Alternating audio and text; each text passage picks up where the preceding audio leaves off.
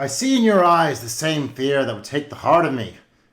And a day may come when the courage of men fails, when we forsake our friends and bring all bonds of fellowship. But it is not this day. An hour of wolves and shattered shields, when the age of men comes crashing down. But it is not this day. This day we fight. Lord of the Rings, the Fellowship of the Ring.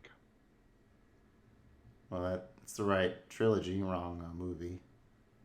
The Two Towers. Still the wrong movie. The Return of the King. Yeah, that's Aragorn's big old speech there at the end. Look, it had the words fucking fellowship in it, okay? What the hell do you want from me? Also, a little trickaroo. Yeah.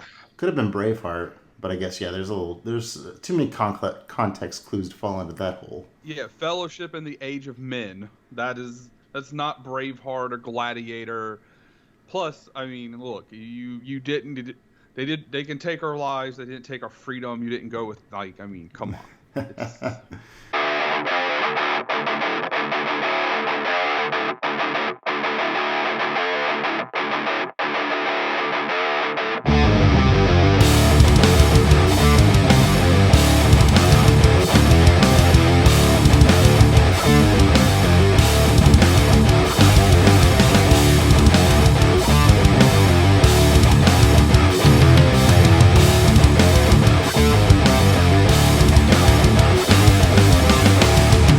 You and I have unfinished business. Oh? And what's so stinking about it? Non mi piace il feeling.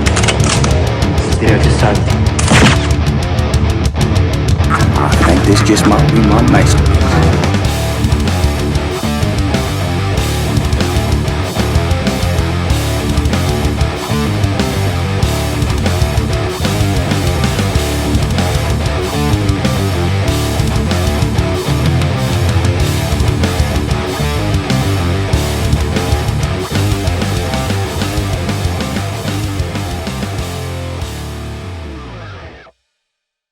Welcome to the Average Joe's Movie Clubcast. This is Justin.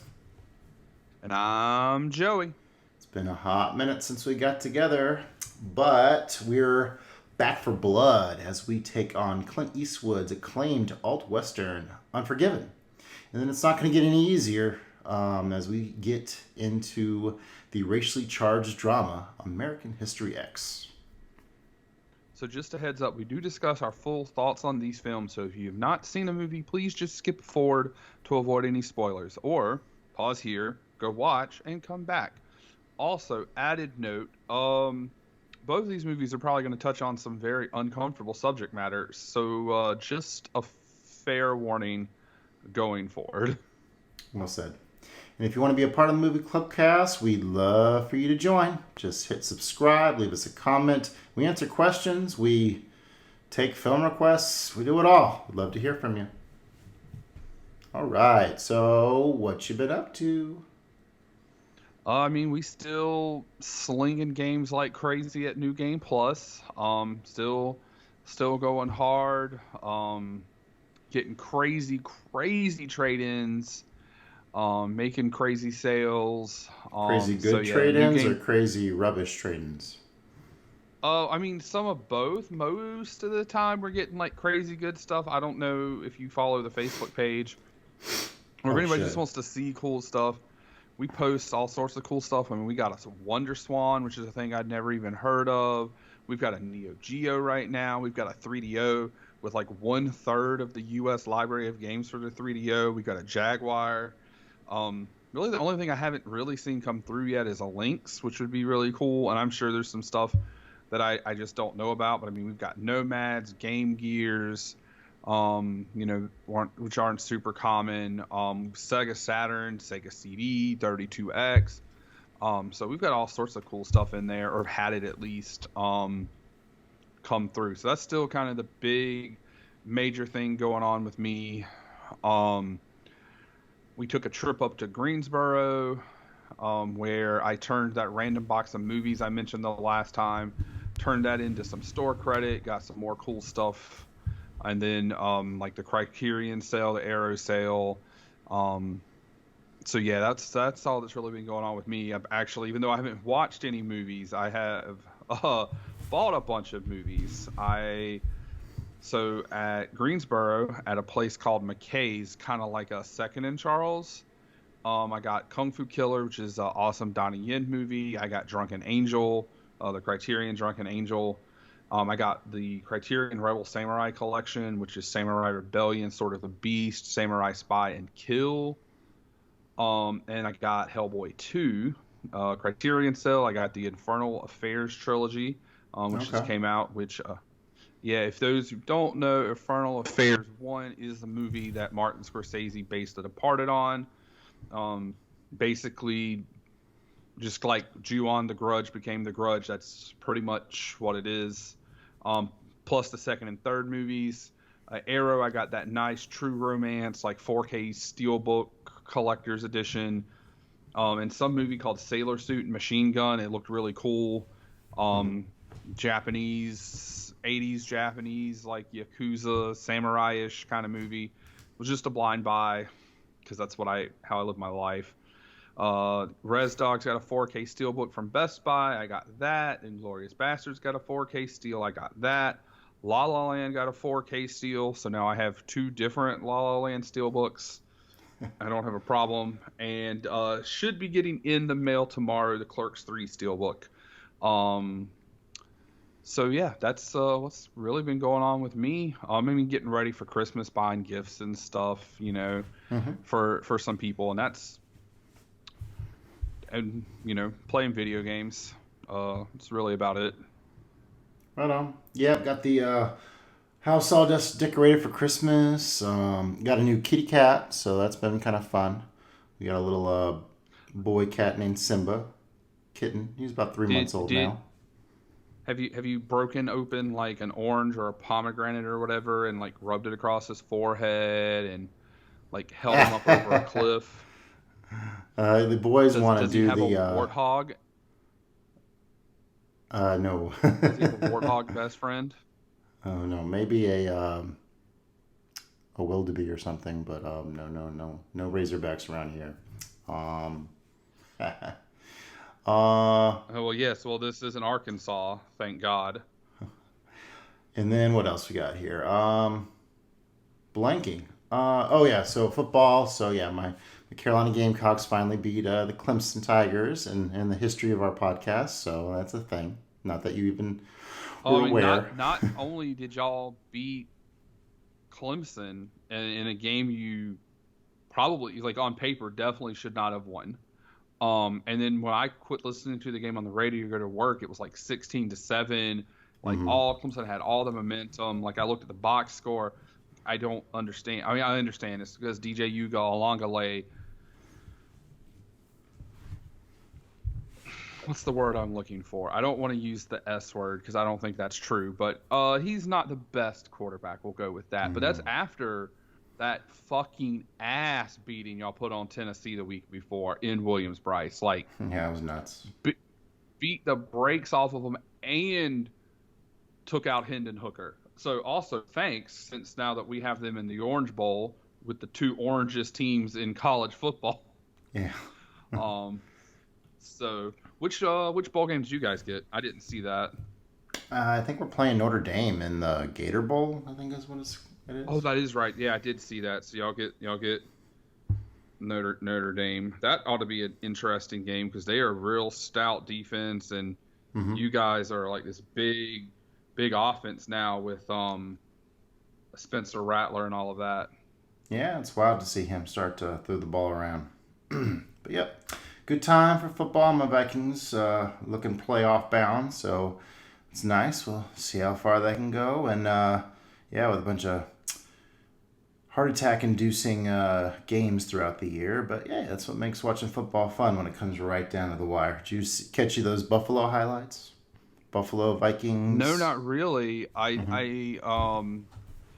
mean, that was a couple weeks ago, right? Buffalo and yeah, that's Minnesota? About 4 weeks ago or so. Because the next week we got our... Did you catch any of those highlights from when they played Dallas? No, no, I missed that game. I was out of the Oh, country. you missed that game? Oh yeah, well, since you wanted, to bring up Clemson losing to Carolina, I felt it was only fair to return the favor of another. Apropos, huh? Yeah, apropos. Cool, cool. Well, let's talk movies. Fuck football right now. So we got a fan question from our buddy Ronan. He wants to know, what is your favorite decade in film?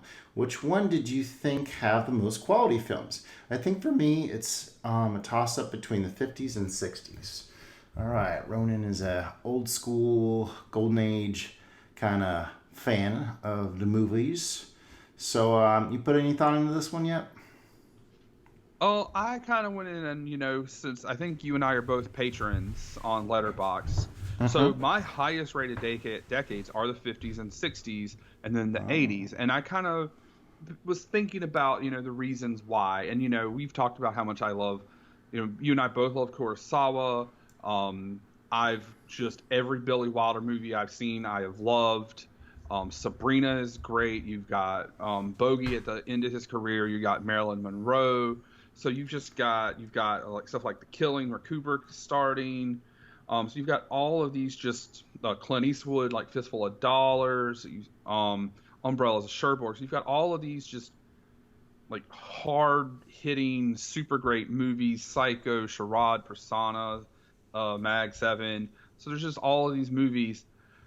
I also think part of it is not trying to say that they don't have good movies in like the 90s to now or the 2000s, 2010s, what have you, but there's so many more movies, I think. I feel like everything is commercialized, and if we're going back to watch movies and someone's like, hey, this is a movie from the 60s but it really sucked, we're not so apt to watch it, where you may see an ad for a movie and we're like, oh, that looks like a fun time, to spend killing an afternoon. And it's like, oh, it really sucked, or you might only give it 2 or 3 stars.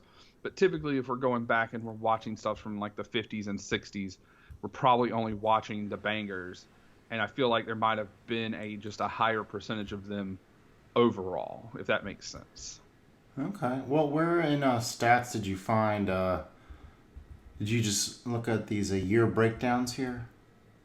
So yeah, if you go to your normal stats and it's life and film for all-time stats, it's very much near the top. It's right under release. Like there, I have my 1,728 films hours. I barely have to scroll down in its highest rated decades. Oh, okay. Yeah, mine says 50s, 60s, 40s. Yeah, probably for the same reasons. Yeah, when you dip back, then that's 60s and 70s. I guess would be like. But I have a strong affinity for the 90s. I mean, the early 90s is kind of that, like, you still got the 80s is kind of faded out, or is fading out with kind of the retro kind of look, and the 90s kind of did its own thing. But then you got late 90s, you got a lot of interesting art house stuff coming out. Like, you got Being John Malkovich, you got Matrix and stuff. So the late 90s has got a lot of bangers there. So, my favorite decade for film. I mean, and then of course you have the 80s. I mean, nostalgia, can't argue with that. It's tough. It's a lot of movies. I feel like if I was to pick, it would be somewhere from like the mid 80s till about 2000s, like maybe that 20-year period from like 85 to 05, somewhere in there, because you've got all of these like I was born in 85, and I've started, some of the movies that I think back on, and I'm sitting here looking, and you see like Rocky IV and Rocky III and Bloodsport, I'm in Lionheart and shit. Those aren't great movies, but they're fun and they're entertaining, and I like them. But you also have shit like The Shining, Rand, The Thing, Top Gun, The Killer, E.T., Breakfast Club. Those are all in the 80s. Then you talk about the 90s, late 90s. You've Gladiator, The Matrix, still Die Hard 3, Die Hard. You go into the 2000s, and so I feel like that's probably that period. Also, I think most people feel, when it comes to music, you like the music when you got into music, when you were, so most people get into music when they're a teenager. So the movies that were shaping you when you're in your early teens and your early 20s is probably going to be the era of movies that you tend to like the most. I mean, also all the Tarantino stuff from the early 90s through the early 2000s with Res Dogs and Pulp Fiction, Jackie Brown, Kill Bill. So, I mean, there's just Fight Club. I mean, it's hard to say. Like, I feel like that's not just one decade. That's kind of 2 decades, but probably like that 85 to '05 period. It's probably like, I feel like probably for both of us is probably a good era, even though we love and respect obviously the 50s and 60s being, our highest rated genres. So from the 60s, decades, the not top genres. 5 movies are 2001: Space Odyssey, Psycho, Doctor Strangelove, Rosemary's Baby, and The Good, the Bad, the Ugly. Okay, some good ones there. And then if we move to the 70s, the top 5 movies that I've seen of the decade: The Godfather, Star Wars, Taxi Driver, Clockwork Orange, Alien. I would argue that definitely trumps what I just said for the 60s. So let's move into the 80s. Alien is like a top 5 horror movie of all time, probably. Like, and then you also had Jaws in that time period. It's kind of. And then the 80s, you got The Shining, Back to the Future, Empire Strikes Back, Dead Poet Society. Wouldn't expected that so high. And then Blade Runner. So a little eclectic, a little nostalgia. So not quite the caliber of the 70s there, but pretty darn good. The 90s gives us Fight Club, Pulp Fiction, Truman Show, Silence of the Lambs, and Matrix. Good stuff there, too. Let's see what 2000 gives us. The 2000s. Are you just in your regular, like your watched movies and rating them by your highest rating? Most popular films by decade. Okay. So for 2000s, we got The Dark Knight, American Psycho, Spirited Away, Inglourious Bastards, Eternal Sunshine. Ooh, that's a couple good ones. That's also kind of all over the place. Also, most popular. That means most watched. Like, were you on Letterboxd, or where are we looking at? Yeah, I'm on Letterboxd, and I'm going through my decades. By popularity. And 2010s gives us Parasite, Joker, Knives Out, Midsummer, and Get Out. Knives Out was so good. Oh, and the sequel's here on Netflix soon. Can't wait. I wish I could say. Y'all should go back and check out the season 3 premiere of Average Joe's Movie Clubcast back somewhere on YouTube or Spotify, where we do talk about Knives Out and I believe Paprika. That sounds right. One of the movies. classic Justin Joy episodes where each one of us loves a movie and hates a movie that was in the episode. So, classic Joey and Justin. All right. Well, thanks for the question, Ronan. I guess I'll go with the 70s, just because there's that grittier time of film, and I don't know. It's a hard one, but 2000s are good too. Movies. Yeah, like I'm sitting here looking, and it's like Some Like It Hot, which is in like my top 5 this year. Sabrina, which finished a year number 1. Seven Samurai. I think that Yojimbo. Oh, that's Hidden Fortress.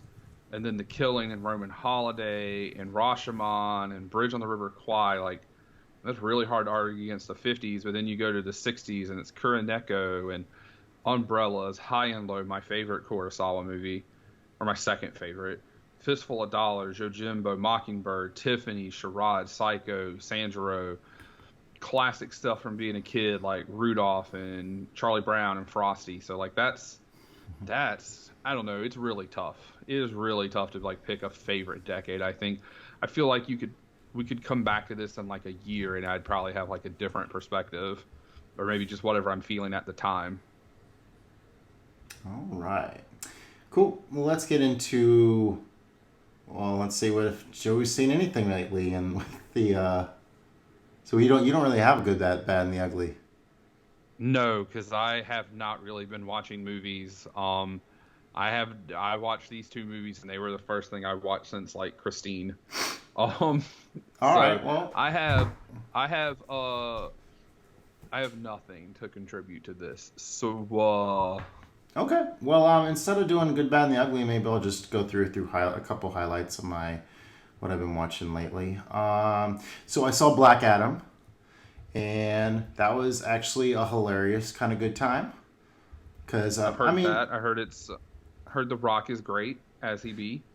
yeah, I mean, The Rock is The Rock, but the fact that he can just without barely glancing or batting an eye can just zip around and destroy a whole legion of guys, and there's a little bit of tongue-in-cheek humor to it. There's a part where he's tearing apart guys, and he all of a sudden puts a grenade in one of them's mouth, when he's doing his super speed. So I had quite fun. I had quite a good time with it.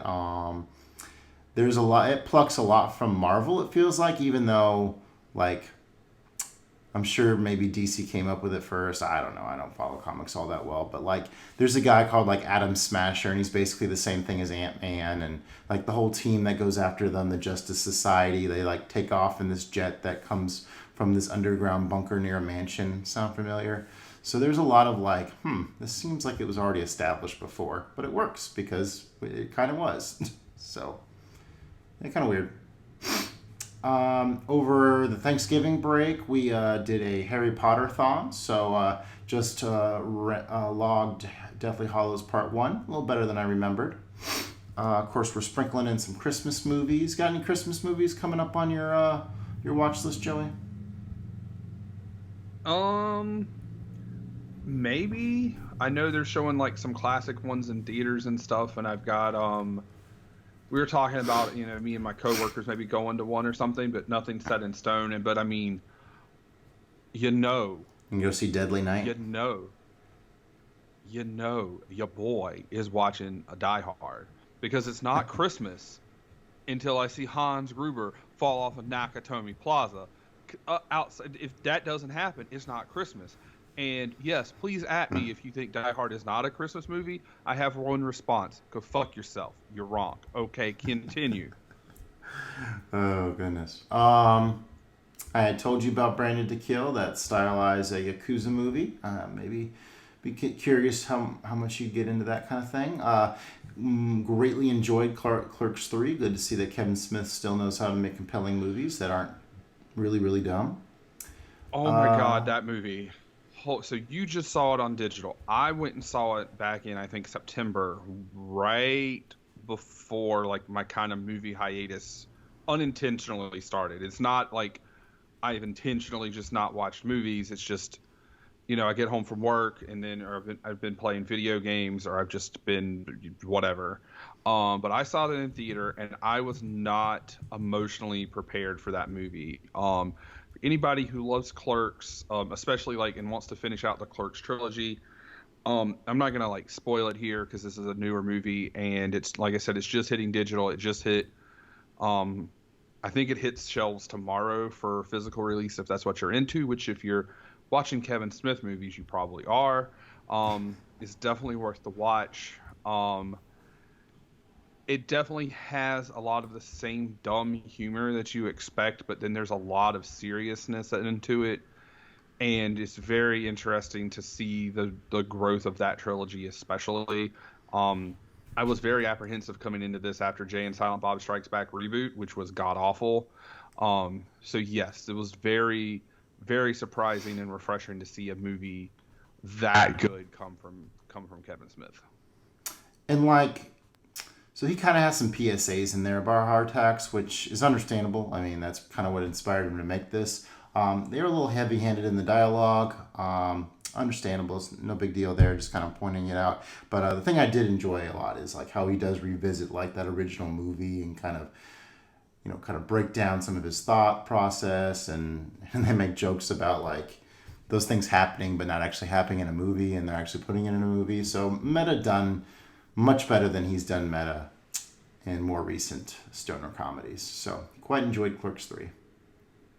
The other thing I have to say about that is that since it was a special, it wasn't just a regular showing, it was a limited showing. Florence had literally 2 showings, one day, one the next. There was no previews.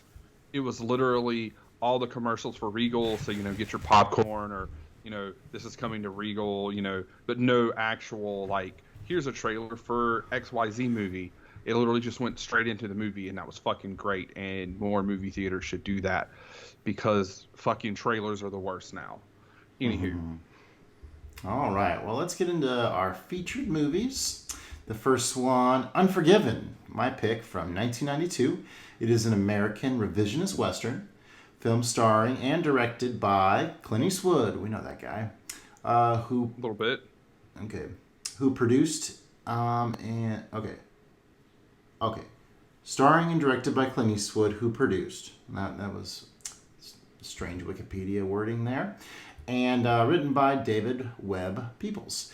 The film tells the story of William Money, and aging outlaw and killer who takes on one more job years after he had turned to farming. The film co-stars Gene Hackman, Morgan Freeman, and Richard Harris. All right, so how was Unforgiven? So Unforgiven was a movie I had not seen since I was probably too young to have seen it, to be honest with you. So there was not a lot of things I remembered.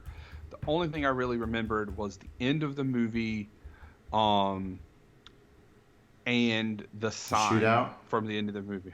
Huh? The shootout at the end of the movie? No. The like the stuff with Morgan Freeman, Okay. where he's in the casket. Mm-hmm. And the sign, except for I guess over time in my head, I had made that sign to be, instead of the word assassins, I definitely thought it was a racial slur. So yeah, no, it was basically a fresh watch for me, and it was very, very interesting things to talk about. And I'm sure we'll get to them in just a second, so I don't just jump us ahead. I remember, I think I rented this in high school because I was on that quest to, watch all the best pictures. And I think I watched it again a few years later with my dad. I never really got why it was such a big deal. But I kind of get it now. Not that I saying it reaches the heights that people say, but yeah, let's get into it. So, yeah, kind of that traditional Western opening with the nice the landscape shot with a lot of soil there on top of very little magic hour skyline there, as we see Clint, I guess basically burying his wife, because we get the credits, talk about her dying of smallpox, her mom not really understanding why she would marry this outlaw. Yeah, what did you make of the whole wife context thing? It's peppered in a little bit more than I kind of understand, but curious to hear what you thought. I mean, I guess the only real thing there is it's there to show this change in William Money, because he talks about how his wife stopped him from drinking and how this and that and the other, but the whole opening thing about her, and then again at the end about her in the text or whatever, I don't know, it felt really out of place. Okay, yeah, so you agree. Maybe not out of place, but no, I'm gonna go with out of place. It just didn't feel like it really fit there or something. Mm-hmm. Yeah, it was just kind of window dressing for the sake of it, and it didn't really add. I didn't think so either.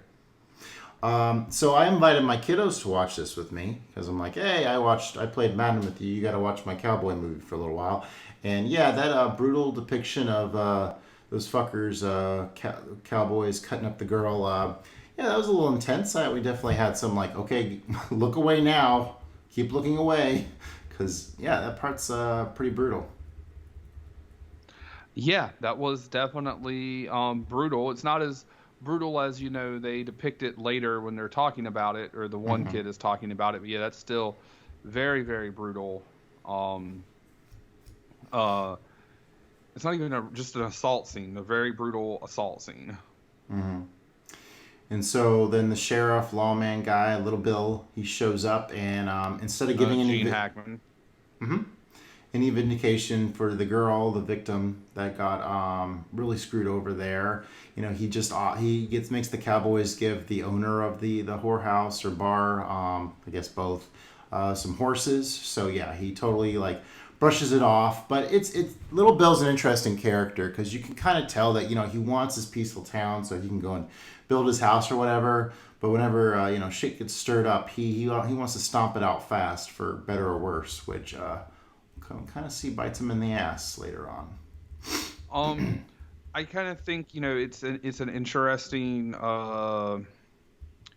parallel to a degree, or maybe juxtaposition, because as you hear still tell throughout the movie between him and then the English Bob or whatever, and then but you look at him being Little Bill, and then you look at William Money, and they were both bad dudes, and they both stopped kind of being bad dudes. They're still badasses. They're still bad dudes, but like Little Bill, his is under the premise of, hey, I'm a good guy. I'm doing this for this town.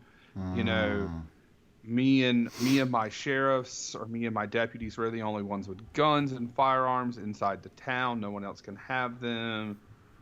So we can control everything. When the law lets you get away with bad things, essentially. And then Money, actually reformed.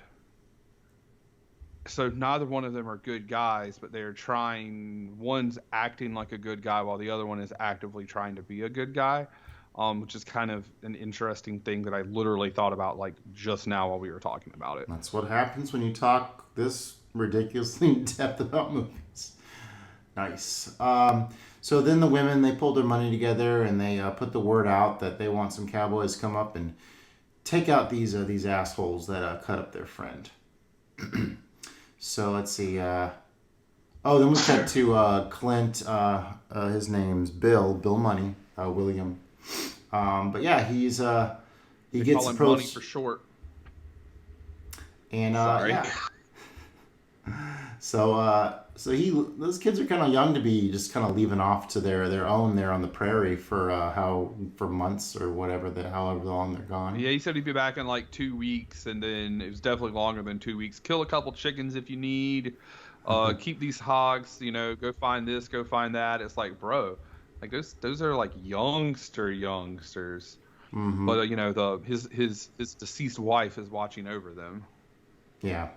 So yeah, the Schofield kid, he's this guy who comes and he tells Bill about this little pot of money they can get for giving justice to this woman that was done wrong, and Bill prides himself. Okay, so so the Schofield kid, he talks a big game to Bill.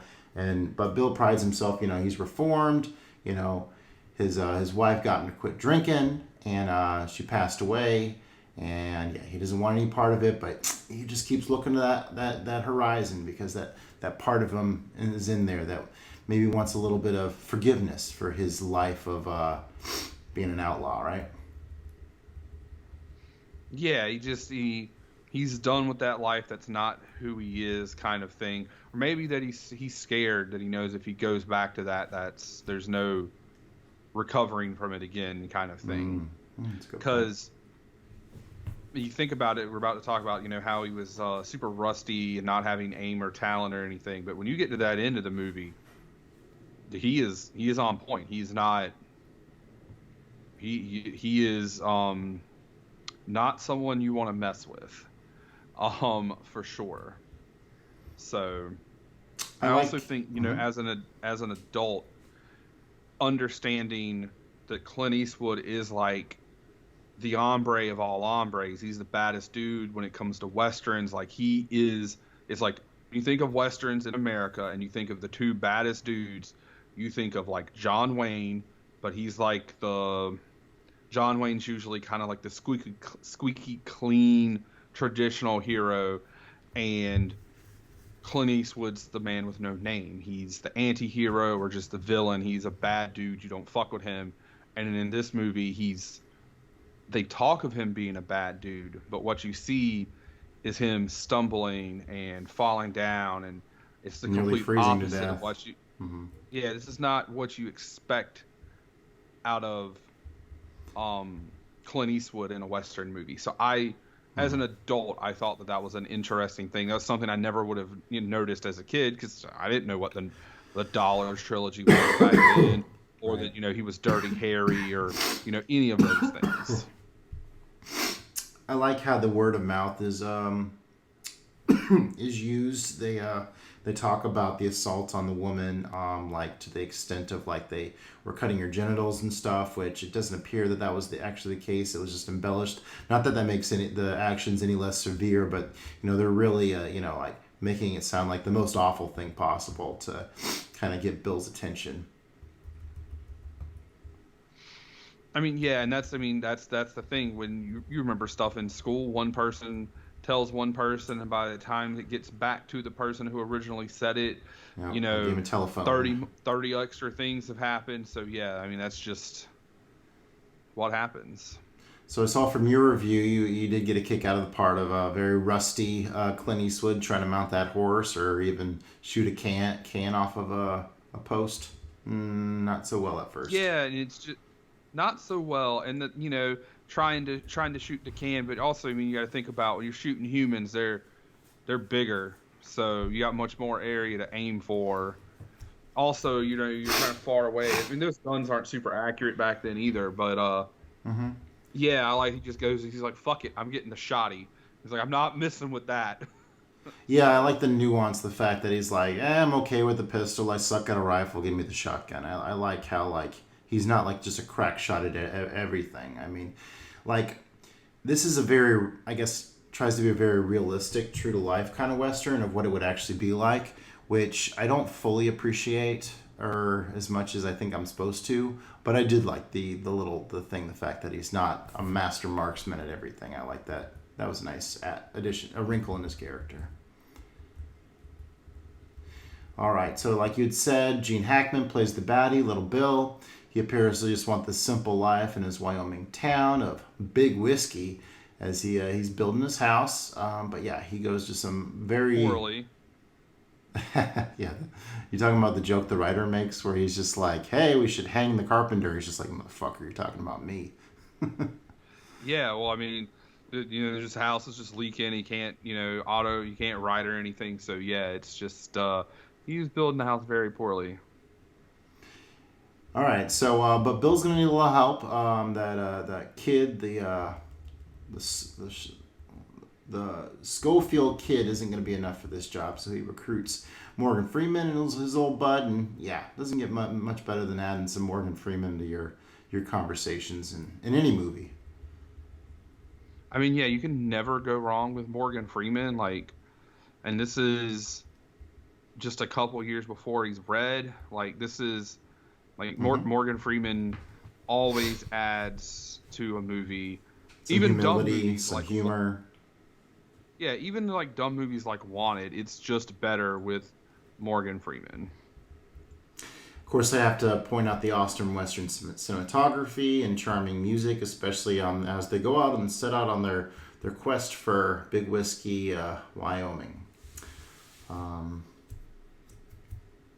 then when they have the campfire scene where Bill and Ned are, you know, talking about kind of like their life and kind of their regrets as outlaws a little bit there. So get a little bit of that in there. Speaking of Dumbledore, I was going to talk a little bit more about Harry Potter, but we didn't really end up doing that. But yeah, Richard Harris, the original Dumbledore in there as the cocky English assassin. Okay, I thought that I couldn't tell if he was familiar, but I felt like he was supposed to be like he was somebody. Just the way he carried himself and the way the character, even though he was only in the movie for a short period of time, the way his character was portrayed, I guess, Yeah, or embellished, yeah. The Duke of Death. You mean the Duck of Death? The Duck of Death. No, the Duke. Oh. I suppose we should see this theme of no good comes from violence as the lawman. He goes up and beats the shit out of English Bob before he even has a chance to do anything. But I mean, that was also him trying to preemptively stop anybody from coming to claim that bounty on them cowboys from the horse. Set an example. As I assume, set an example. Hey, you come to my town, you don't listen to my ordinances. This is someone I knew and was friends with, and I beat the shit out of him. Imagine what I'll do to just some rando. Yeah. Thought it was a nice character wrinkle out of the Schofield kid. He can't sing long distances. Ned makes a big deal out of that, and it definitely comes back around, which was a nice touch in the story. Let's see here. So while I was writing these notes up, I kind of came across a nice little epiphany about the writer, W.W. Beauchamp. So I'm thinking there might be a little bit deeper meaning with him being there. He follows around English Bob at first, and he's writing about the wondrous things he's done, and then he starts writing about Little Bill, And then he wants to start writing about Bill money at the end.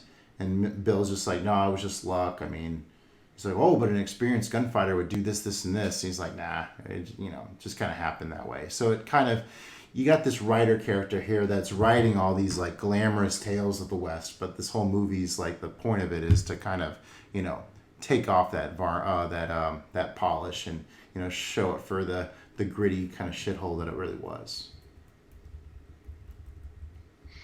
Yeah, I never really thought about that, but yeah, because you've got, little Bill is telling these stories and he's embellishing them and, fictionalizing them a little bit, even though it's for his, or English Bob. And then little Bill's like, no, this is what really happened.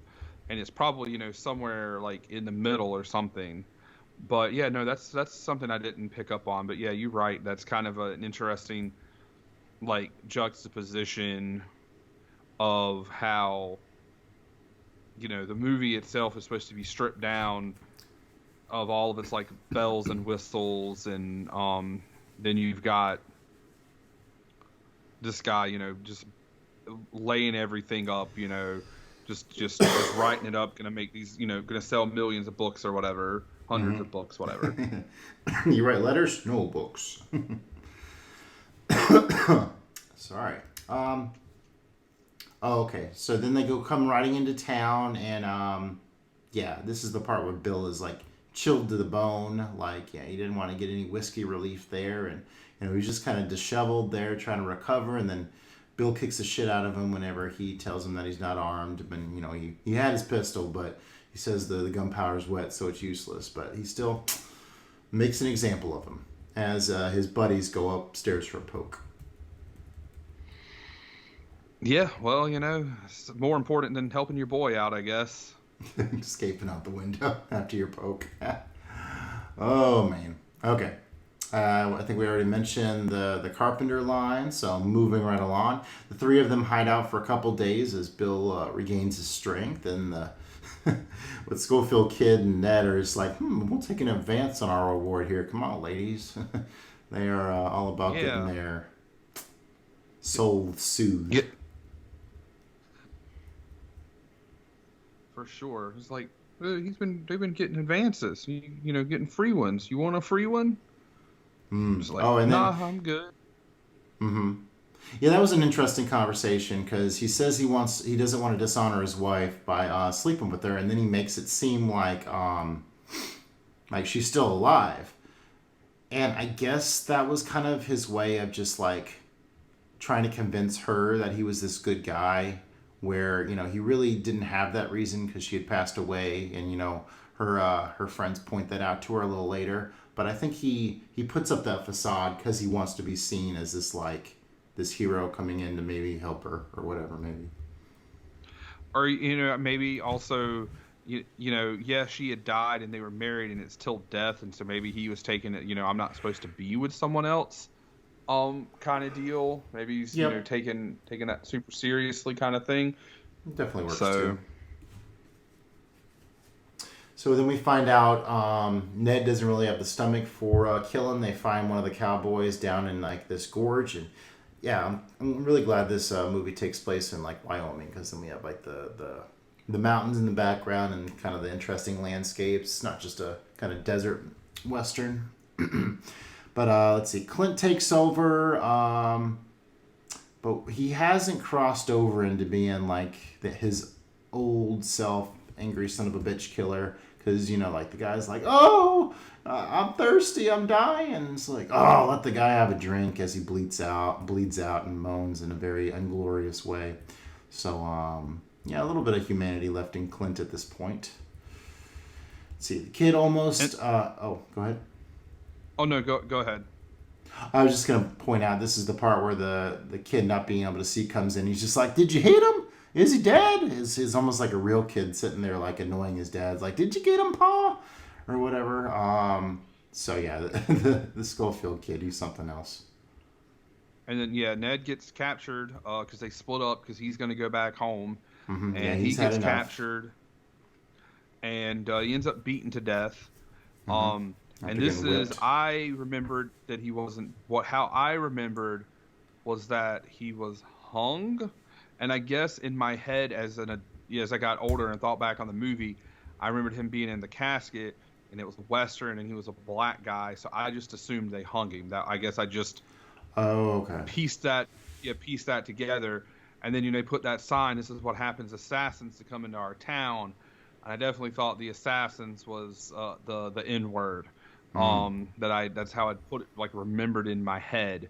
Yeah, So if I it guess really it's wanted to just- be gritty, it could have gone that way. But yeah, it didn't put too much racial tension into it, so it didn't really need to be there. Although it probably would have been more realistic, unfortunately. Yeah, and I think that's why I thought it was. I also thought that was like the whole basis of the movie, from what I remembered, was that Ned, died, and then they went to go get revenge on him. Not they were hunting, like, being bounty hunters essentially for these hookers.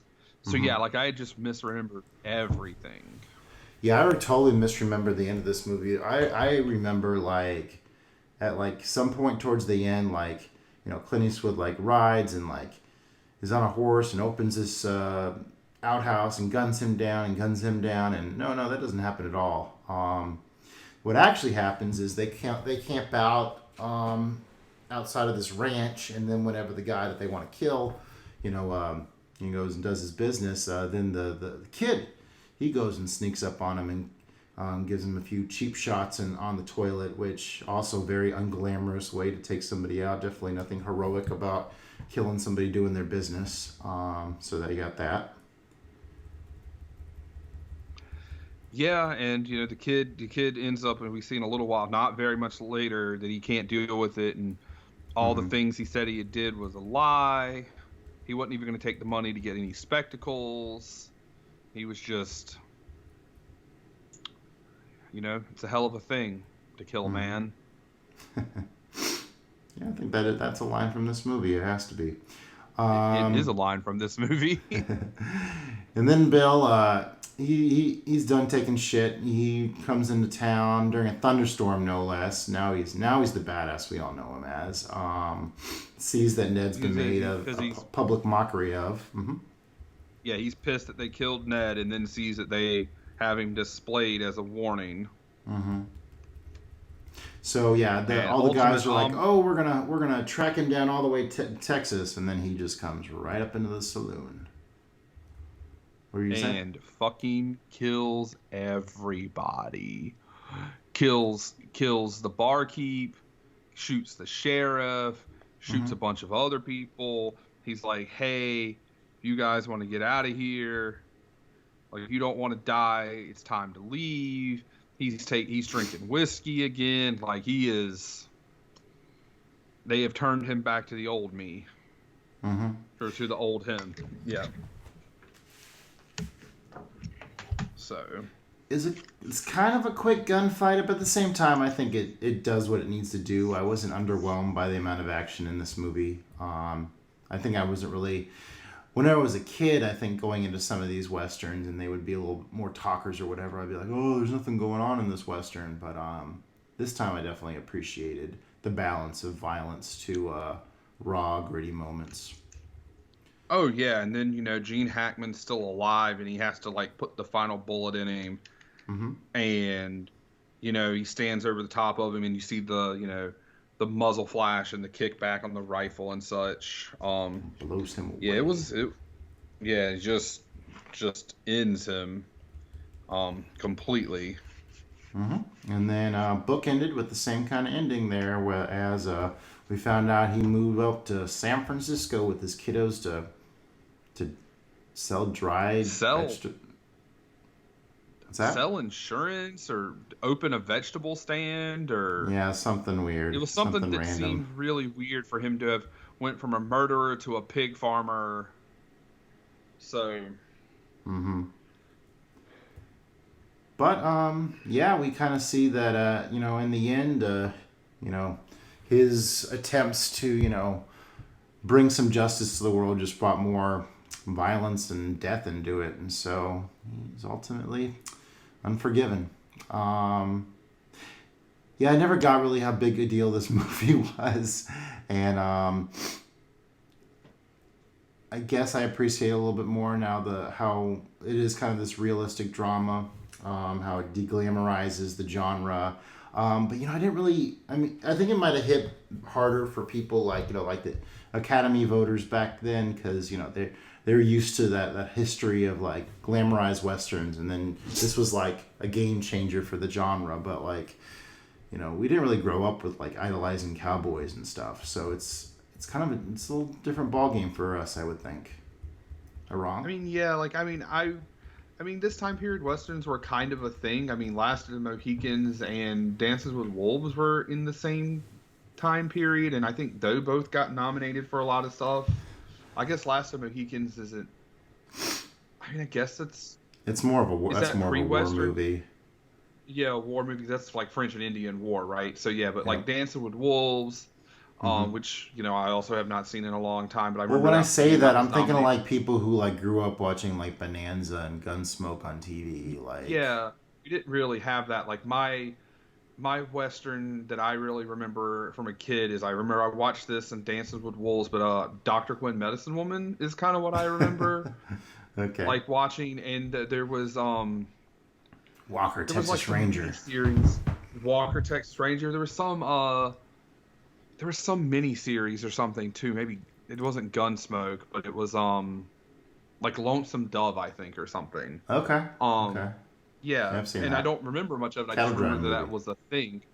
Yeah, so I mean, we didn't grow up in that era of Bonanza, Gunsmoke, and we didn't grow up with watching The Good, the Bad, and the Ugly, and watching For a Few Dollars More, or The Searchers, or Once Upon a Time in the West, that kind of stuff. That's just not.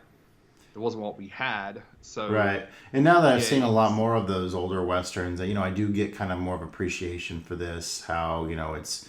Usually Clint's the old badass, but here he's kind of the broken down guy who has to get back to that point, and he does get there. So it's a western with an artful touch. Definitely had some kind of Hollywood feel to it at times. I mean, it is an Oscar winner, but overall, pretty solid alt western. Not my favorite, but it's a good one. 4 stars for me. I gave it 4. Also, this movie would not even be nominated for an Oscar now. The only consideration would be that it's directed by Clint Eastwood.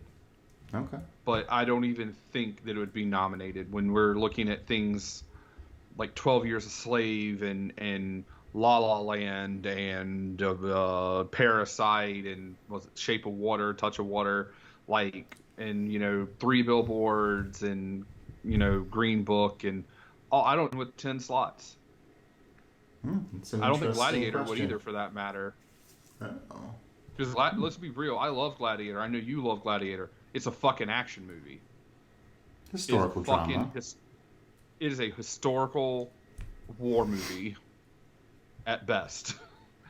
It is great. Don't get me wrong. Great performances. Braveheart, yeah. A lot of those movies I don't think would get nominated now. But that's a different conversation. All right, let's get into this pretty gritty conversation here. Do you want to tee up American History X? All right, so this is our second featured movie of the night. This is American History X. This was my pick, and it's another rewatch, but not. This is one I know pretty well. So American History X is a 1998 American crime drama, directed by Tony Kaye, and written by David McKenna. It stars Ed Norton and Ed Furlong as 2 brothers from L.A. who are involved in the white power, skinhead, and neo-Nazi movements. The older brother, Derek, played by Ed Norton, serves 3 years in prison for voluntary manslaughter and is rehabilitated during this time and tries to prevent his brother, Danny, played by Ed Furlong, from being indoctrinated further. Okay. So what's this movie mean to you? So I have an interesting story, and I think I mentioned this a little bit in my review on Letterboxd. So how I even found out what this movie was, it was during the summer. It was a Sunday, so there was no football on. There's no sports on. There's just a bunch of infomercials and shit on. So I'm channel surfing, trying to find something to watch. And I come across USA. Now I'm in my probably 20.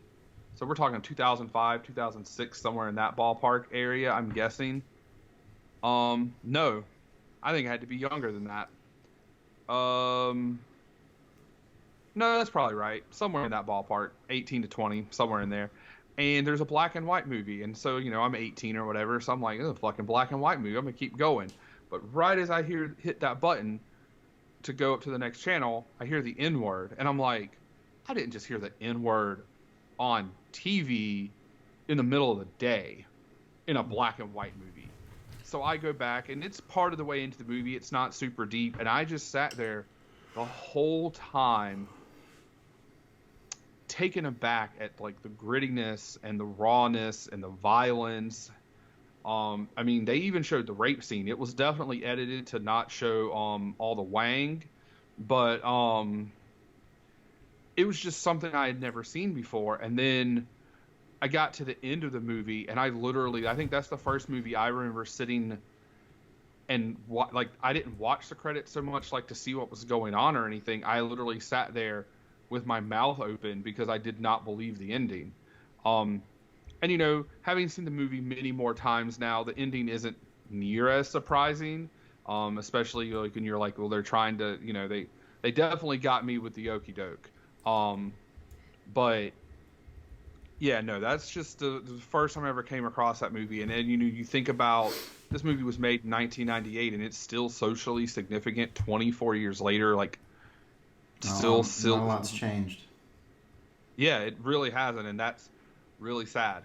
So like I mentioned earlier, in the beginning, if you are easily upset by hearing about some very, very violent things and racially motivated things. Motivated is not the right word, but racially insensitive, racially charged. This might be the time where you want to take a break or prepare yourself going forward, because this is, if you've never seen this movie, we got neo-Nazis, we got gangs, we got police brutality, we got a lot of stuff. Gang rape, yeah, it's a lot. So if you're not wanting to deal with that right now, this is the time to like take a step back, because while this is a very good movie and I feel like everybody should watch it, it is also a very heavy movie. Very stylized. We get all those black and white sequences for the flashbacks. Some good style there. The whole opening on the beach, that was I was taken aback by that, but they're in Venice Beach, so it kind of sets the scene. Yeah, and it's I think the black and white is done on purpose. I feel like I read that somewhere too, that is definitely done on purpose, for the flashbacks, but also, I mean, we're dealing with, the whole movie is about blacks and whites. I mean, also Hispanics and Chinese and whatever, but it's predominantly blacks versus whites for the most of the movie. So it's, especially seen as the crimes of the past were black, a white dude killing black men. These flashbacks are in black and white. There's definitely some that's like obviously done intentionally. Also, I think the idea of flashbacks, especially in this movie, being in black and white, because also the choices, I think, are pretty black and white. Like, it's hate, and that's a black and white kind of choice. So and they're paramount to really seeing the there. progression of that character in Derek.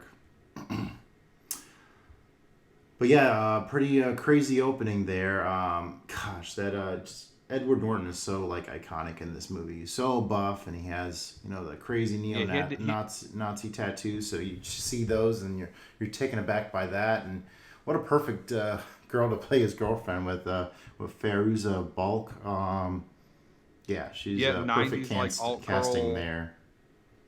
So a couple things about that. So I did look up some random facts about this. So Ed Norton, first off, had to gain like 30 pounds of muscle very quickly to be buff for this movie. He was eating like 5-6 times a day. Also, he was not the first choice for this movie. Joaquin Phoenix was, and he turned it down. And then Ed Norton turned down Saving Private Ryan to take this role, and he took it at 1/5 of his normal rate at the time of $1 million. And you're like, oh, $1 million isn't a lot for a movie, but Ed Norton wasn't a huge star yet, and $1 million in like the early Wasn't far away.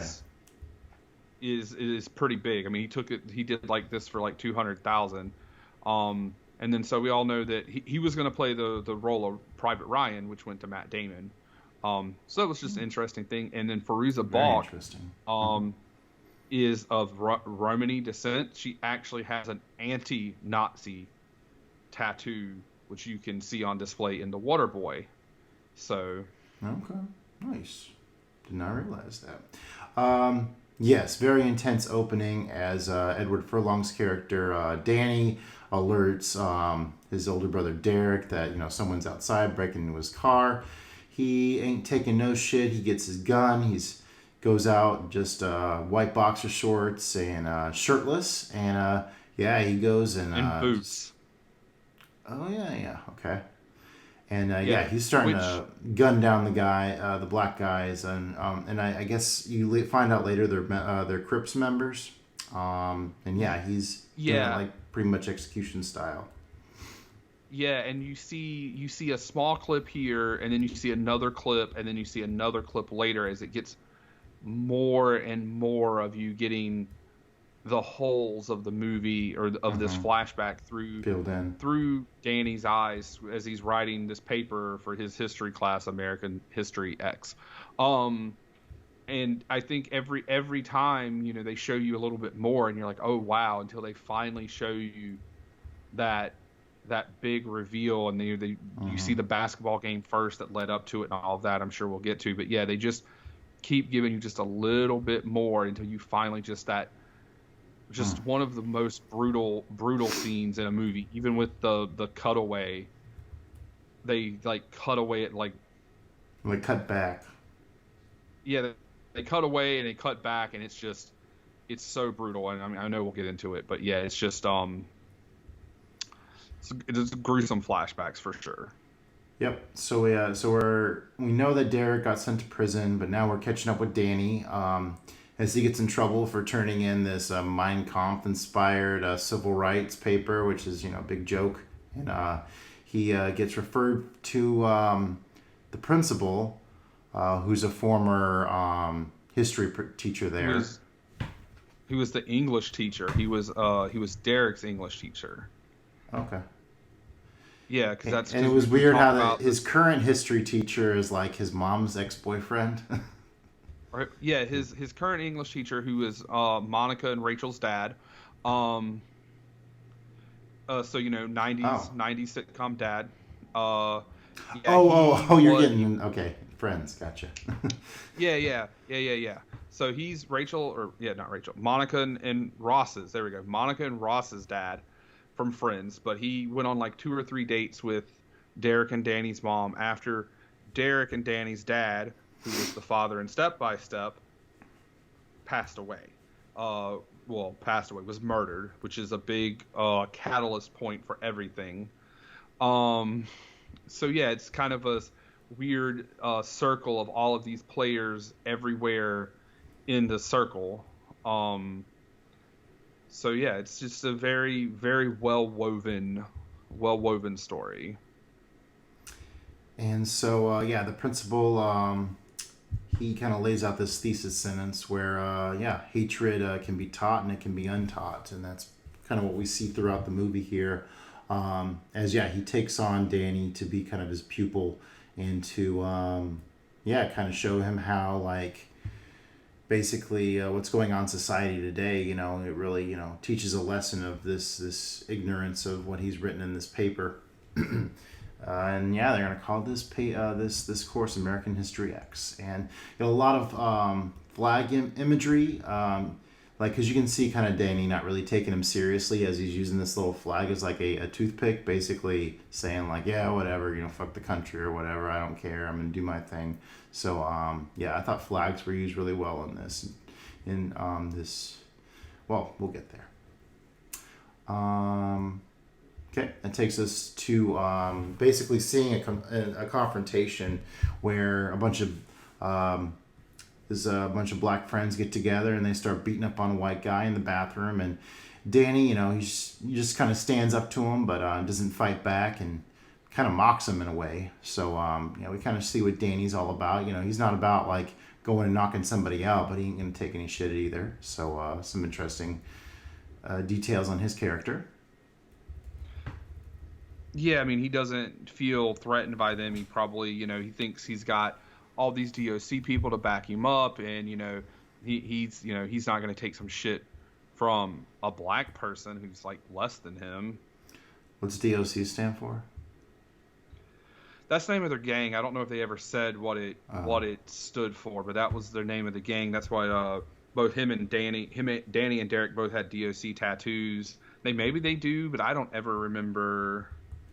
Okay. I didn't know if that was like a well-known supremacist kind of thing or not. So then we get this monologue with Danny, who's kind of talking about his brother and how he started following this white supremacist Cameron, who basically needed some charisma, so he basically manipulated Derek into helping him create this white supremacist neo-Nazi gang. What were you going to say? So the reason that we're actually having the flashbacks is because of the American History X class, is because it's everything leading up to Derek's incarceration and how it's affected Danny's life and his family's life. So it's everything leading up to that small clip that we had seen at the beginning that then we see in a couple of more clips throughout. So that is why we're having the flashbacks and the way we are and the, Derek, this town used to not always be bad. It used to be a safe place for white people, kind of thing. And then, Derek is the crowned prince of Cameron. Mm-hmm. And then we find out that their father was killed in a, was he shot or was he just killed in the fire from the drug den? He was shot while battling a fire at a crack den.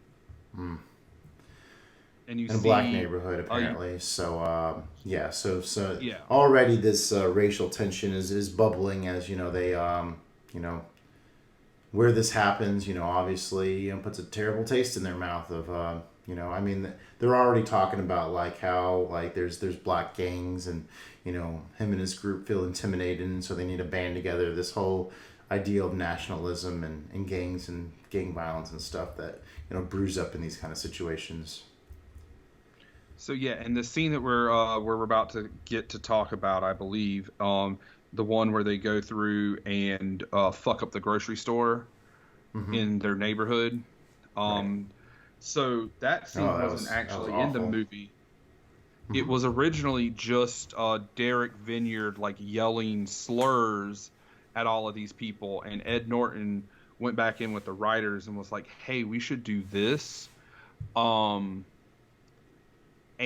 it just added so much more to it. So that wasn't originally how that was supposed to go down. That was something that was added into it, and that's a very it was also statistics that he like looked up and researched. So like all of those statistics he was using at the time were either if they weren't close, they were very close. They might have been like changed for movie, but they were very close to actual like statistics at the time, obviously twisted to fit the the narrative of like the neo-Nazis. And on that note, he actually, the final cut of the movie that you see on Blu-ray or you saw at the theaters was actually edited by Ed Norton, since Tony Kaye hated this movie and like tried to get it stopped being made after it already like stopped getting it he tried to stop it from being released. Wow. And there was one other thing that had to do with that, and I just blanked on it. It's a freaking crazy scene because at one point in the movie they're talking about like black writers like breaking into black-owned businesses and stuff, and they're talking about that, and then later on we see them doing their own version as they ransack this supermarket that's run by I think an Asian guy, and they got a few Hispanic employees, and it's just terrible seeing harass the clerk, and they pour salsa on her face and milk, and that's disgusting. And then they rip open a bunch of bean bags over a guy and call him a beaner, and it's just such gross. Yeah, and that took place before that dinner scene where he's talking with Murray, and they're talking about basically the riots in LA with Rodney King, and that turns into a whole thing because that whole dinner was right before. That was the same day into the night of the murder. But you were talking about his dad died, and then they said, well, it actually went back further than his dad dying, and they were having that dinner, and they were talking about the basketball game, which is relevant because we see how good he is in basketball in that bet that sets up part of the storyline of the murder as well, or the manslaughter. But his dad's, like, hey, just because he's giving you these black books, are we taking away good books for black books? Even though maybe the question should have been, well, are these books just as good or just as relevant? But he's also talking about affirmative action, and he's got 2 guys on his squad who got the job because they were black and they weren't as good as the other guys. And so it's just this weird thing where you would, in the 90s, you're like, that guy's not really racist. He's just concerned that these guys aren't as good, and they're on his team watching his back as a firefighter, or but then you start hearing him talk about the books, and he drops the N-word, and you're like, oh, okay, his dad was, he has the affirmative action to be mad about, but he also has this underlining, resentment towards, the black folks in general. And, affirmative action, you can't really dismiss it as being just like, you can't ever think that way. Because I remember, like, wanting to be accepted to schools and being told, like, affirmative action's out there, so, in order to get representation in the schools, you're going to have a lot of different groups, get picked over, certain folks. And, it's a difficult thing to talk about, but, the more and more you learn about history, you see these trends where people in power, bent the rules in their favor. And so, it's totally, factual, the fact that, a lot of black communities were set back by these kind of, ways things were done back in the day in order to put them down and keep, white Americans in a more favorable position. So that's definitely a fact out there. So, so very complicated. It's to the point of, like, so tipping, right? So, the tipping is only an American thing, and it was set up as a way for them to owners in like the late 1800s, early 1900s, or whatever it was, to get around paying their black employees. Hey, you live off of the kindness of others, kind of thing. And that's where also, things like, I know this isn't a thing that affects you. You've got a house and have lived in a house for a hot minute, but like having to pay for applications to apartments, that's to keep low income people from even applying or thinking about living there, because like you want to go look for a new apartment, and you've got to apply for, you're trying to apply, you can only apply at 4 or 5 because each one is $500 to $100 or $50 to $100 a piece now, which is absurd as someone who lives in an apartment, that I have to pay you money for you to look at my application, for me to pay you money to live somewhere. So that was all racially charged things, and obviously, gerrymandering and Jim Crow laws and all of those things, Jim Crow laws that the Nazis adopted and actually toned down when they started their racial stuff. So that should probably tell you something about racial shit in our country. And then they get into the incarceration rates, and there's that great debate between like people don't have to commit crimes, but when you have this whole like system that is like it feeds off of like people getting arrested, and so then people find excuses for arresting people, and then like the drug policies of the 80s where white collar blow crimes were not like just a slap on the wrist, where then like people like crack dens, those people would get several years behind bars for the same drug. It's very and that's a whole other thing if you want to talk about the fact that prison is big business, because essentially it's still basically legal to be a slave if you're in prison, and prisons are privatized. They're not run by the government. Some of them are, but most of them are run for profit. So you have employees paid so little, there's so little of them. You can't get jobs when you come out of prison, even though you are doing jobs in prison and getting on the job experience. You get paid nothing or pennies on the hour. And basically people are incentivized to keep staying, to be criminals, because in prison they're not being rehabilitated. They're being treated like property and like cattle, and so they're having to kill each other or fight each other and doing whatever they can to cope. And some people are going, oh, that's such bullshit, they shouldn't have committed a crime in the first place. But when we all know that, like, you know, you were talking about 1 in 3 in the movie, 1 in 3 black American males are in some form of the judicial system. And it's like, well, I wonder when they go to jail for a speeding ticket and I have to pay a fine, or they go to jail for smoking some weed and I'm smoking weed, not me, but, you know, I'm smoking some weed with the fucking sheriff. Like, you know, it doesn't and it's not all direct either. You could have mom and dad get busted for something stupid like that, and then that puts, you know, little Johnny in the wrong crowd, and then he ends up doing something himself. So it's, unfortunately, it's just a cycle.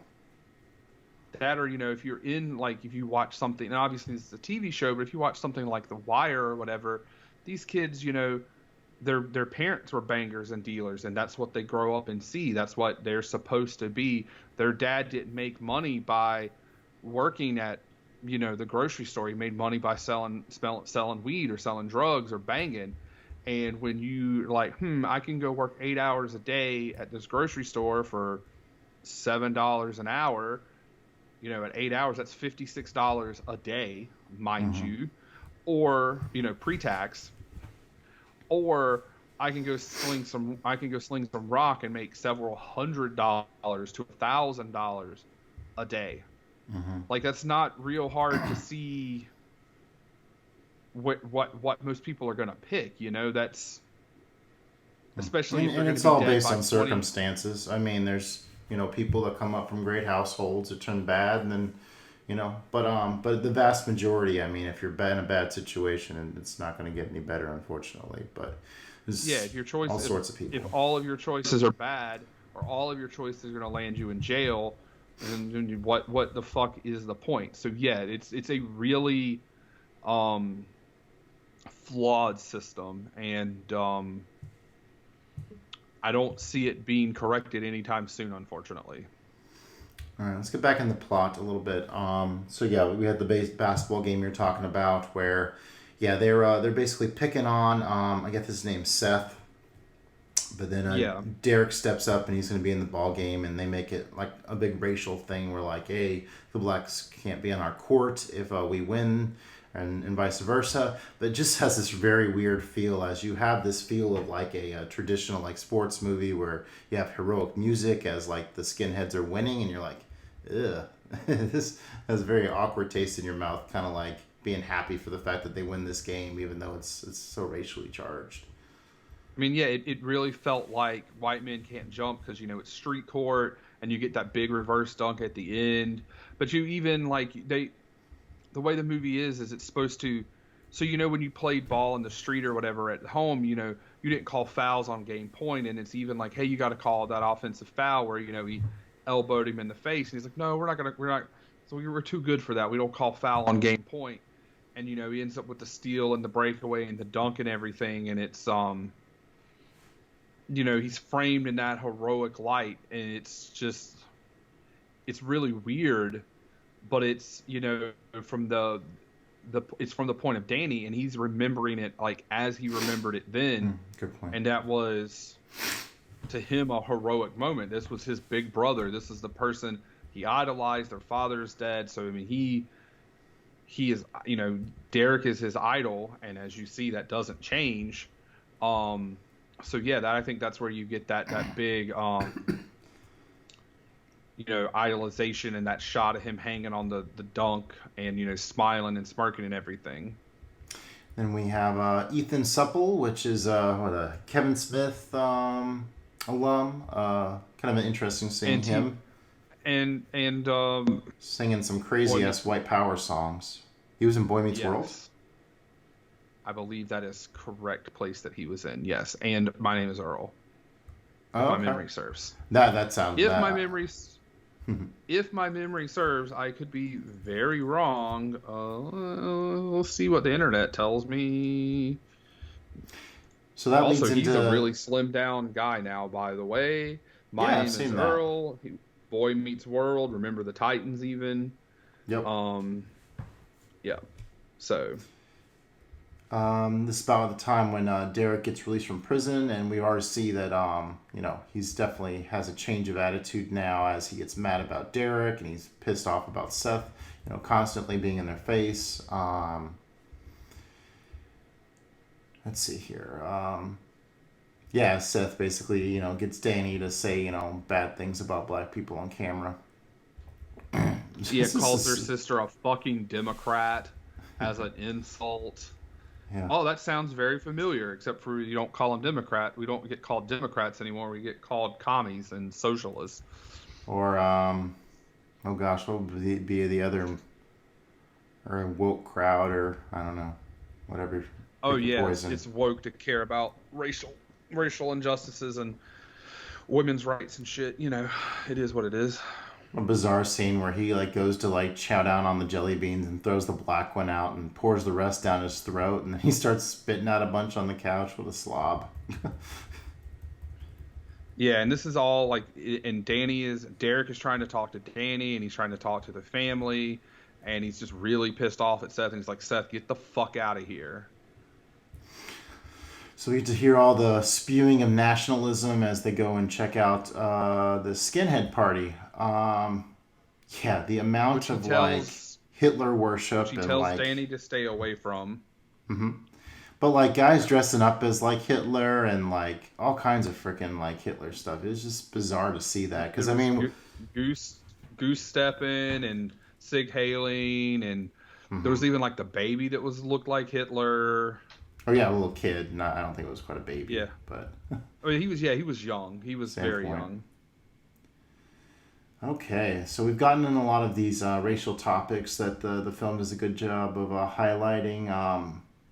Oh gosh, that part where Derek shoves the piece of meat in his sister's face for arguing with him. God, brutal stuff. And then he has the audacity to say, "Oh, well, I would never hurt you. I would never hurt you." That's the typical kind of manipulator kind of thing. And that's after he. So that's the dinner, and the mom is eating dinner, I guess bringing Murray, Danny's, in the present, Danny's English teacher or history teacher brings him over, and he's Jewish, and Derek is he's in a button down white shirt. His girlfriend Stacy is there. All the kids are there. They're eating, talking, and they start out having just a normal conversation about the Rodney King beating and those riots, and it gets very racially charged to the point of Murray's like, this is your family. He's right, this is my family, and he starts dropping all these racial Jewish racial slurs. I guess they're not racial, but Jewish slurs. Tells him he's going to cut his nose off with a slur in front of that, stick it up his ass. Takes his shirt off, pulls down, shows him the big swastika, means you're not welcome, get the fuck out. And his mom tells him she hates that he was ever born, and to leave the house. And that's when Stacy's like, he'll come live with me, and he's like, I'll be out in the morning. And then that leads directly into not directly in the scene, but in what happens in the timeline that leads directly that night is the murder. Before we get to the Grizzly part, I just did want to point out that that's Miss Griswold is the mom in this, Beverly D'Angelo, which it's what do I recognize her from? Oh, she's normally talking about Clark. Anyways, back to okay, you can set up this the most gut-wrenching part of the film here. So we've already seen, Danny has to go in, and he kind of he interrupts the big sex scene, and so he comes down in his boxers, and just as boots or whatever, and he's got his gun. He asks if he's strapped, and you see him be really smart. Like you don't want to say someone that this is evil is smart, but you see him. He looks through the peephole, sees the lookout guy, shoots him automatically. No real, I don't think, any repercussion there because the guy was armed outside of his house. He shoots the guy who was at the car, who was the guy who elbowed him in the basketball game, and the driver gets away. He busts out the window, and he shoots all of his guns out, all his bullets out the gun, and he walks back, and he asks the guy, he's like, my father gave him that truck. You ever shoot at firefighters? And he tells him he fucked with the wrong bull, and he tells him to put his mouth on the curb. And I'm sure you've seen the memes where they replace it with a skip it and all the other stuff. But yeah, that's where he curb stomps that guy, and it cuts away like right at the literal last second, and then immediately kind of cuts back. And you've got like Derek's, or Danny screaming, Derek, no. You've got the baby screaming, the mom screaming. The cops show up. He puts his hands up. He puts the gun down. He cooperates completely. And you see Danny type that they said he went too far and he got manslaughter, but if he had testified, he would have gotten life in prison. And then he deletes that out of the paper. What's even crazier about the scene is like whenever he's cooperating to be arrested, you almost see this like elation in his face of like being happy that he was like got to do this merciless killing, and then that goes from like this like kind of quirky look on his face to kind of enraged, like now he's going to blame, the people he's done this to for the reason he did it in the first place. So a lot of great facial acting there from Edward Norton. Yeah, that was that he felt that the look was justification, and then like almost like he knew he was going to be a martyr, like that kind of look, because it's the iconic look from the movie. Like when you see a clip or whatever, it's that look. Like say what you will about Ed Norton now and that he's went off the deep end or whatever. There was a reason he was nominated for Best Actor in this movie, because he plays a bad dude, but he is captivating and mesmerizing, and you can see why people in the movie would follow this character. The people who are disenfranchised, or the people who were tired of getting beat up, like they said in the movie.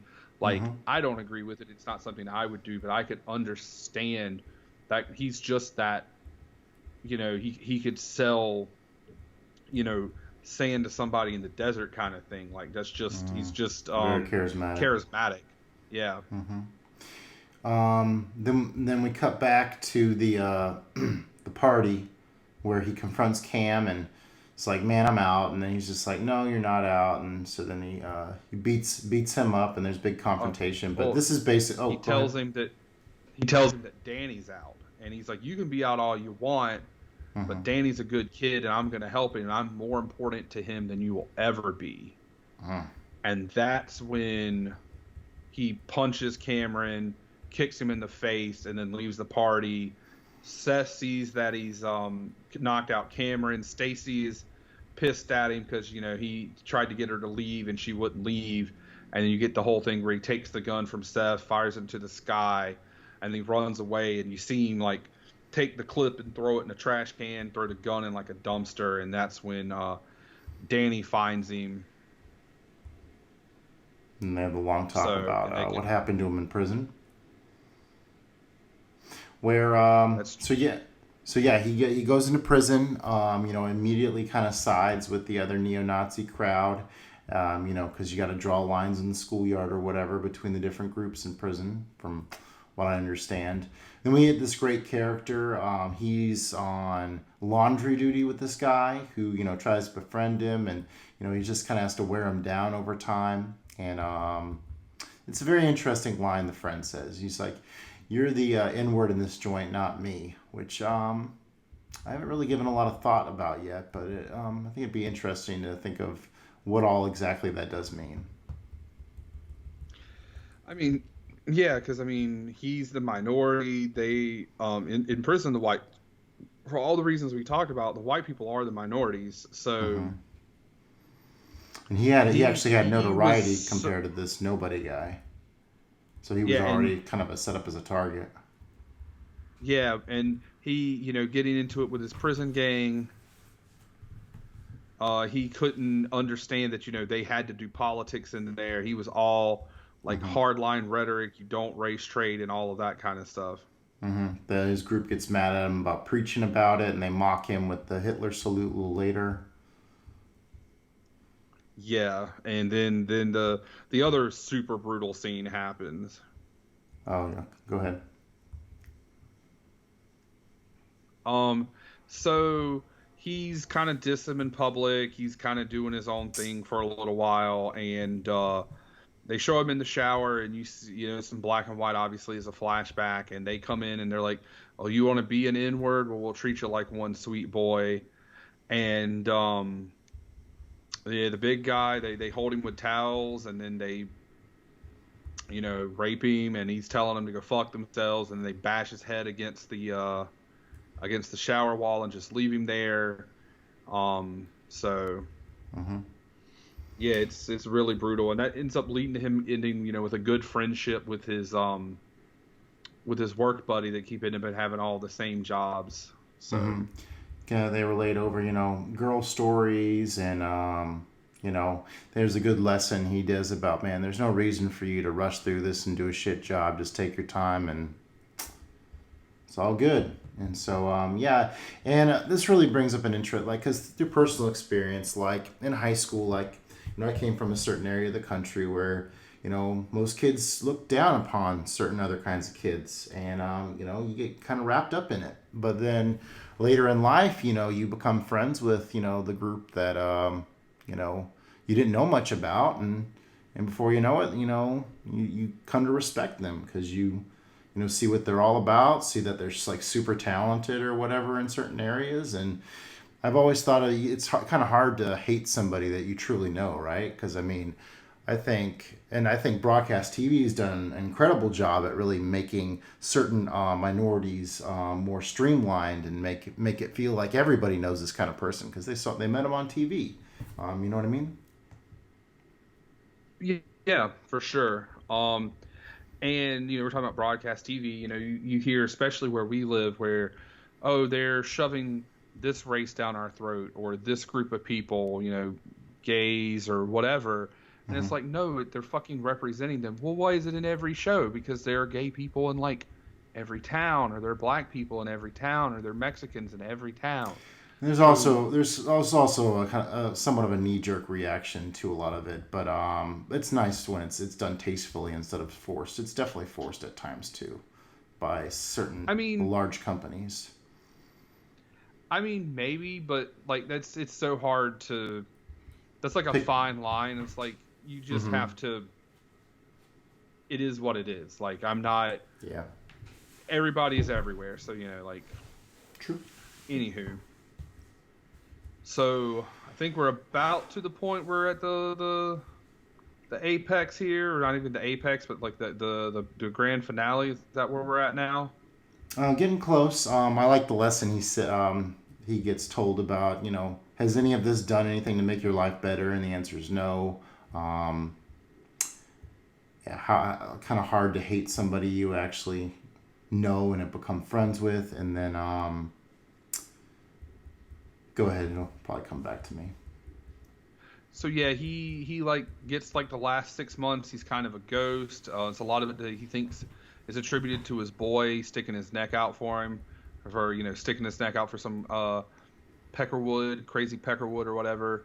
So he tells him he owes him, and then gets out of jail. And paranoia starts to build as he gets ready to walk Danny to school. They stop at the cafe, and then the principal confronts Derek, and he wants him to go back and talk to the black supremacist, or no, the neo-Nazi group after I guess Cam and Seth were attacked. Yeah, so actually that cafe that they go to, I gotta find it so I can make sure I tell it correctly. It shut down in 2000, so just a couple of years after this movie. But it was also in The Big Lebowski, and it was in another movie. Where is it? I've got not Mulholland Drive, is it? No, it's not Mulholland Drive, but it was another. movie that made sense. Like it fit with. I just gotta find. I've got two different things of like facts pulled up, so I gotta find it. Oh, I think the other big lesson in the movie that kind of hits me is Derek really figures out that he has to reap what he sowed. They desperately ask him to go and like settle this gang down that he was a part of building up, and then I'll let you deliver the gut punch here. Yeah. So anyway, it was in two other movies. I can't find. One of them was definitely The Big Lebowski. So yeah, he orders, for his brother or whatever, and they find out they were jumped, and he's like, okay, I'll come back and deal it. So he walks him to school, and he and he goes tell him to turn the paper in, and then you see, Danny's with his girlfriend, and he's already got some hair growing in, she's playing with it, and you see the car drive by, which you've seen drive by before, and you're thinking they're setting it up that Derek's going to be the one getting shot. Either, something to do with the jumping the night before, whatever. Nope, car drives by. And then you see Danny, he's in the bathroom, and there's also going to be some really bad editing here. He's, peeing at the urinal. He turns around, and there's the kid who he blew smoke in his face earlier, and he's like, oh, he doesn't want to see me with the heater. Pulls a gun out, shoots him a couple times point blank, killing him. So the bad editing here is in the scene he gets shot. You see the paper fly out of his hand. You see it in the air, and then it immediately cuts to him with his head in the urinal and his arm over his head holding the paper. Okay. Then they show Derek running back in, and the principal tells him to let him in. Sweeney tells him to let him in. He runs in, goes to grab Derek. The paper's in his beside him again. So they put the paper in 3 different places. How no one caught that in editing and post at this pivotal point of the movie, I don't know. But he's holding him and crying, and he's, what have I done? What have I done? Which is Ed Norton's ending. The director's ending is bleaker. It's still, this happens, but that's not the end of the movie. It doesn't end with that quote, with Ed Furlong reading the rest of his paper. Hey, take a quote. Hate his baggage. This is what I've learned is hate his baggage is bullshit. And then we're not enemies but friends. That whole quote. That's not the end of the actual. What's that quote from? I don't remember. I just remember he stole it because he said someone's already said it better, so just steal it. But the original ending then goes off with Ed Norton shaving his head. Oh, yikes! Going back to it. Yeah, to show that basically, just a very bleak and bleak ending on top of what was already a bleak ending. So. And I didn't remember the end of this movie, so yeah, I got that gut punch all over again, which was, so chilling, but, geez. And then, yeah, so American History X, such an important film that really highlights the ignorance and hate of groupthink and nationalism, and there really aren't any answers to ending prejudice. We just have to do better at understanding each other and, hope for things to get better. So, jeez. I went 4.5 stars. It's a really great movie. I wouldn't call it a masterpiece quite, but it's quite a powerful film nonetheless. Even with that crazy editing problem at the end, which once someone told me, because I know the first time I watched it, I didn't pay any attention. There was so much other stuff going on. Right. But now that I know it bothers me. But that being said, the rest of the movie is so strong. It feels like with the way they talk to each other, it feels like how people would talk. It doesn't feel like a script. You've got that really cool scene of him throwing the cash register through the window. All of that. I give it 5 stars. I think it's very powerful. It's very important. They showed it like in film classes. They show it in classes, things talking about, how to deal with prejudice or, whatever. So it definitely does not depict prejudice in a good light in any way. It's definitely like the downfall of their family, because I don't think we touched on this. Like when they did the shooting, they lived in like white suburbia. They lived in a nice big house. And then Derek was the provider. He went to jail. The mom is sick. And now they're living in like a tiny apartment where like Derek and Danny have a bedroom together. Their sister had like the sister and the baby sister, I guess, have a room. And then the mom is like on a couch. So like, yeah, so definitely does not depict anything about this movie is like depicting prejudice in a good light. So yeah, I definitely think it's a 5 stars.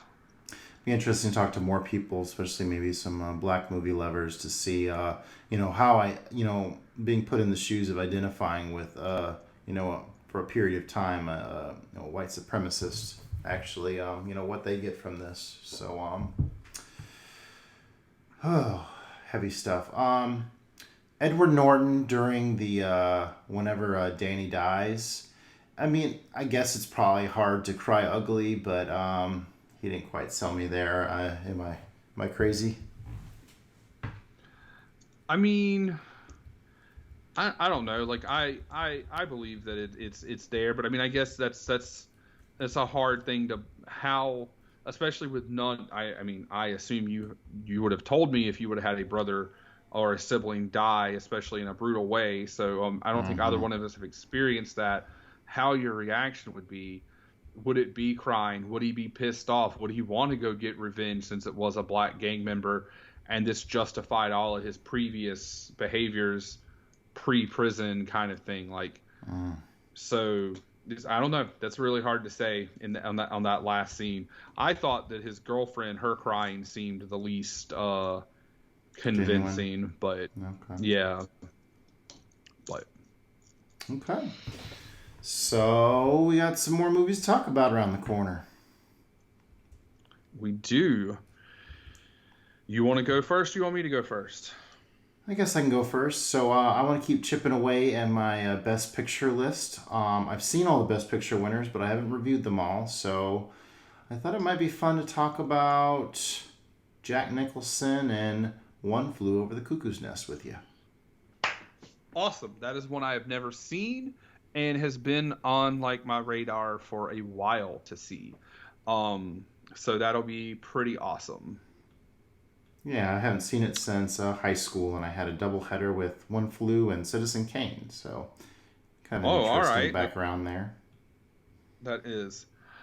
All right, so my pick, I'm going to pick, and for my pick, I'm going to go ahead. First off, I'm going to try to get a guest host for this, and I'll talk to you about that in a minute afterwards. Okay. But this is a buddy of mine who we've become pretty good buddies over the last couple of months. He comes in. He's a big video game collector. He's a big wrestling fan like me, but he also several years ago had like a movie club here in Florence. So he's a big movie guy. And he sent me a picture of this movie and said it was actually like a movie that like really affected him and changed his life. And at the same time, one of my coworkers, she was like, "Hey, this movie is super good. X, Y, Z is really good. I can't believe you've never seen it." So I just had two people be like, "Hey, you need to watch this movie." And I own the movie, oddly enough. So I have went with Interstellar. Oh, okay. Cool. Chris Nolan. Yeah. Matthew McConaughey. Yeah. Cool. Yeah, it's been a while. I have that on 4K. I've been meaning to revisit it for the longest time. So, you've never seen it? I have never seen it. Okay. Won't spoil the little Chris Nolan twist, then. We'll get into that next time. All right. Thanks so much, everyone, for listening. And if you'd like us to answer a question, just like Ronan does, make sure you email the show. Reach out to us. Plenty of ways to do it. Yeah. Main one will be the Average Joe's Movie Clubcast at gmail.com or Letterboxd. We are both on Letterboxd pretty much every day. I haven't been as much, but I mean, I still get, if you send me a message or comment, I will get a notification. So there's that. We're on Twitter.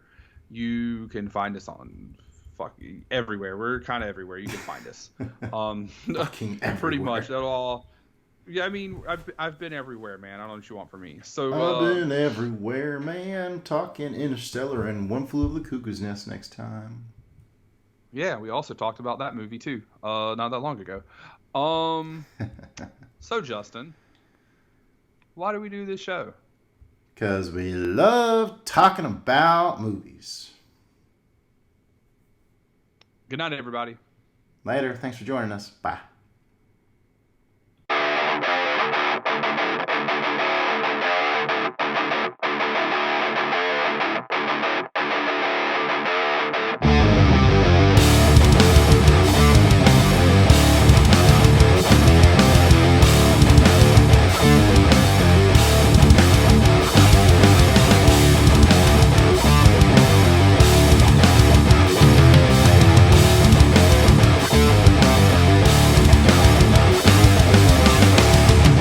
You and I have unfinished business.